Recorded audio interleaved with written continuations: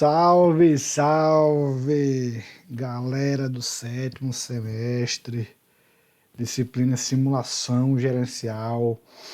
Estou começando aí a fazer uma série de vídeos do conteúdo da disciplina para que a gente possa, dentro desse processo, né, de estudo, ter uma forma complementar para poder fixar melhor, entender melhor, né? Cada um aprende de uma maneira particular, uns escrevem, outros ouvem melhor, que a gente também vai debater e conversar aqui. E aí estou começando a fazer alguns vídeos referente a cada slide de aula, certo? De uma maneira mais enxuta, mais sintética, resumida. E aí a nossa proposta é facilitar, a minha proposta é facilitar o seu entendimento da disciplina, certo? Eu vou estar começando aqui com a aula 1, onde a gente trabalhou conceitos iniciais, né, questões sobre transformação do mundo, da sociedade, e é justamente isso que eu quero abordar com você agora, certo? Se a gente olhar esses dois celulares, né, é perceptível que mudou, certo? Mudou. A gente tinha um tijolo, um celular enorme, e aí veio um celular do tipo smartphone que, se comparar a funcionalidade dos dois, a do smartphone nem se compara, certo? Nem se compara. Né? O telefone antigamente só ligava, hoje em dia liga, filma. Então a gente percebe que, né, o tempo mudou e o aparelho, a funcionalidade também aumentou. Quando a gente compara essas duas imagens agora, a gente não percebe a mesma coisa, certo? A gente percebe que uma sala de aula de antigamente, era muito antigamente, porque a foto aí é uma foto preto e branco, reflete a mesma coisa de uma sala de aula de hoje. A diferença é que, se a gente for colocar grosso modo, a foto uma em preto e branco, a outra colorida, certo? Mas que todos estão enfileirados um atrás do outro. E aí, nessa lógica, senhoritas e senhores, como é que a gente pode pensar o futuro? Como é que a gente pode pensar o presente? Se a gente entende que a mudança é inevitável, e aí eu coloquei só um exemplo simples que foi o celular, mas que em alguns ambientes ou para algumas coisas a gente não percebe a mudança, como foi aquele ambiente escolar, como é que a gente olha o agora, como é que a gente olha o amanhã nessa realidade? Então, é fundamental para qualquer profissional, especialmente para a gente da área de administração, entender esse processo de mudança e mais, como é que a gente pode entender a forma como as pessoas aprendem hoje. Porque hoje é a questão da conexão ou da hiperconectividade, né? Internet, então são várias mudanças que diz respeito à forma como a gente interage, como a gente lida com o mundo, mas a gente ainda segue dentro de gestão, dentro da administração, alguns passos lógicos para fazer com que as pessoas possam ensinar. Essa videoaula antigamente não existia. Então o que poderia existir é uma pessoa com um slide e gravar. Então eu estou preferindo a minha imagem também aparecendo aqui no canto superior direito, para que você possa entender talvez de uma maneira melhor. Então hoje a gente aprende numa relação um pouco mais dinâmica, ou pode aprender numa relação mais dinâmica. Aqui está a pirâmide do aprendizado, certo? A gente tem dois métodos de aprendizagem: aprendizagem passiva e aprendizagem ativa. A aprendizagem ativa envolve ler, escutar, ver e escutar. Aí a gente tem 10%, 20%, 30%, 50%. Quando a gente entende a ideia da metodologia ativa, ou seja, para além de aspectos tradicionais, que infelizmente ainda existe, como é que eu posso direcionar o meu olhar para inovação, que é isso que eu estou buscando e eu vou buscar dentro da disciplina. Como a gente pode estudar conceitos, como é que a gente pode ter um entendimento de uma realidade de agora, pensando, obviamente, no agora, mas pensando também no amanhã. Isso passa, inevitavelmente, pelo método de aprendizado que eu tenho em um determinado ambiente. É um ambiente de faculdade, de universidade, é um ambiente de empresa, é um ambiente social, de uma maneira bem ampla. Então, um método de aprendizagem ativo, ele envolve conversar, perguntar, repetir, numerar, reproduzir, definir, debater. Quando eu paro com o outro realizar tudo isso, ou algumas coisas, né, eu tendo a fixar mais, né, e assimilar melhor aquilo que eu estou conversando, aquilo que eu estou debatendo. Envolve também a prática, envolve também ensinar os outros. Então a gente sai de um universo onde a abordagem era focada apenas no conteúdo. Então o que vale é trabalhar o conteúdo. Se eu trabalhar o conteúdo, eu lavo minhas mãos. Se eu não trabalho o conteúdo, o problema é seu. Então fica um negócio meio doido. Então, hoje, a gente deixa a abordagem do conteúdo, não que o conteúdo não seja importante, mas o conteúdo é um mero instrumento para quem vai aprender. Porque é quem aprende que inova, que gera novidade no mercado, que gera transformação.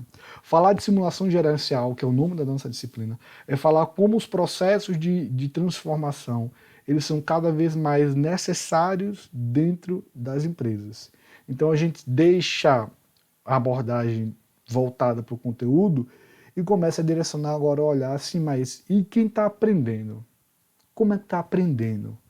Como é que ele está assimilando, ele ou ela, como é que está assimilando isso para a prática? E aí a gente está em um novo contexto. Quando tratamos do desenvolvimento de pessoas, o mundo entre quem ensina e quem é ensinado é muitas vezes totalmente diferente. Essa conversa inicial talvez possa lhe parecer muito, não, o Ricardo está falando só da faculdade, da universidade. Não, senhoritas e senhores. Dentro de uma perspectiva muito, muito, muito mais ampla, a gente tem essa realidade entre quem vai ensinar e quem vai aprender, às vezes num espaço, num vácuo, né, num vale, numa distância muito grande. E aí a gente precisa, em vez de afastar as pessoas, porque muitas vezes elas falam linguagens diferentes, têm abordagens diferentes, mas eu preciso aproximar essas pessoas. Eu preciso estimular o contato entre essas pessoas.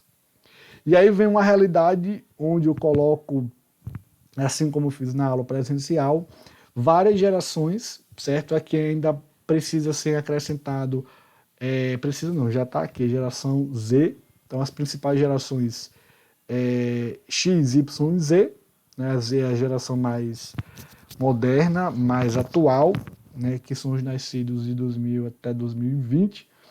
E a gente vê a percepção dessas gerações quando a gente trata de valor de trabalho, de hierarquia, de velocidade de comunicação.